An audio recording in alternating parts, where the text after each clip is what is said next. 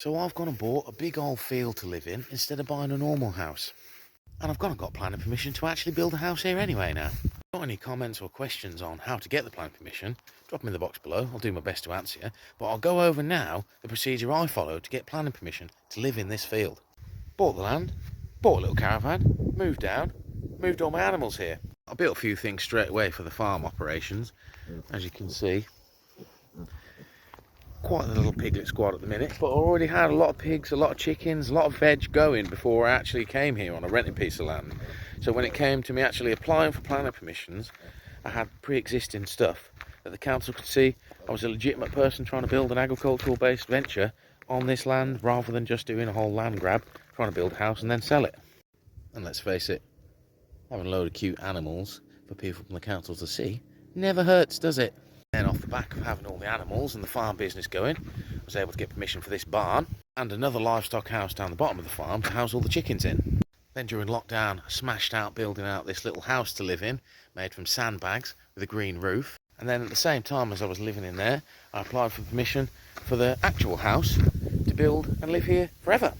Because by that point in time, I'd built up the business to such a stage where I've got the relevant man hours, as the council likes to see it, to be able to warrant me living here full time. And it's 275 days worth of man hours they like you to have to be able to warrant living on site full time. I've gone over it in other videos exactly sort of how you calculate the man hours, but it's pretty much like a man hour per day per pig and so on and so forth. It's like 0.03 for a chicken. But market gardening was the reason ultimately why we got permission for this, because just an acre of market garden, believe it or not, is enough man hours technically for 4 people to be able to live in and working on site. The council also want to see a couple of years worth of books, so they want to see that you're at that level where the business is self-supporting and you're basically not going to crumble after a couple of years of you living here. Pretty much when you've got those boxes ticked, it becomes a relatively easy process. You just quote in the relevant national legislation, tick in the right boxes with the relevant wording as to why you meet that criteria, etc., etc. And then, Bob's your uncle, you get permission. Now, I'm not going to lie, to get permission for this house took a good old while because of one thing: what was happening with my sewage. Now, the council wouldn't let me have a normal septic system. They want a really overcomplicated system which was going to cost a hell of a lot of money, plus about 10 grand's worth of surveys to warrant being able to put it in the right place. Or you just go for a solid tank that doesn't go anywhere, that you have to empty a bit more often. So it was an easy fix really, but took 18 months all in all to wrap it up and get the permission through.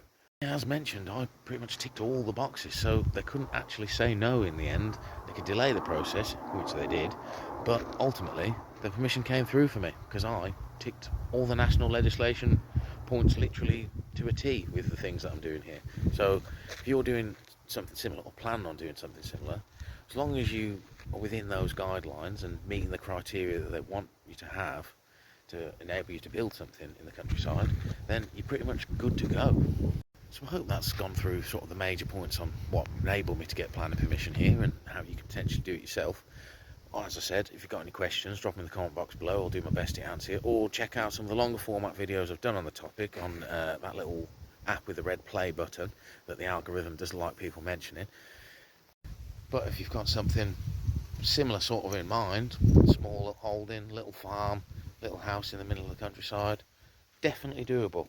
Don't be scaremongered by all these people that think they know when they haven't actually been through the process like me.